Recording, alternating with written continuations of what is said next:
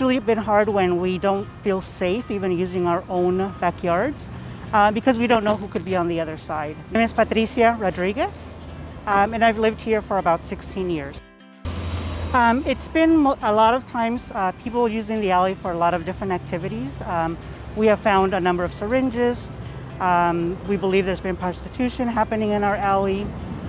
People have used the alley to gain access into some of the homes, so we have had some of the homes broken into. We have 4. This will be the 5th alley that's gated. I'm Hillary Rusk. I'm with the Royal Palm neighborhood. A few years ago, there was an incident in our neighborhood where a man had jumped over a wall and was exposed himself, was a little bit too close to some young girls in their backyard, and it created a pretty big stir about the alleys being open and people being allowed to wander through them. When I was running for office, I had a lot of people talk to me about their gates, about the illegal dumping that was happening back there, about the illegal activity, about people not caring for their alleys.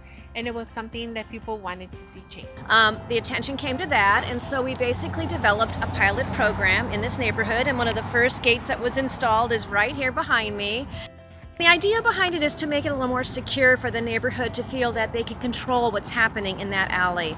And so some of the things that they're hoping to have, and we will evaluate it, is lower calls for service from the police department. Based upon the original allocation of the Mayor and Council for the expanded gated alley pilot program, we got additional $400,000 of neighborhood block watch grant funds in February. We had a grant process that expired in September, and we are in the process of installing 18 gates right now with a private contractor for neighborhoods that were low to moderate income, had instances of blight and crime and graffiti in their alley. So they are getting those gates installed today. We have 4. This will be the 5th alley that's gated. Those alleys have had no traffic since they've put the gates in. Nothing.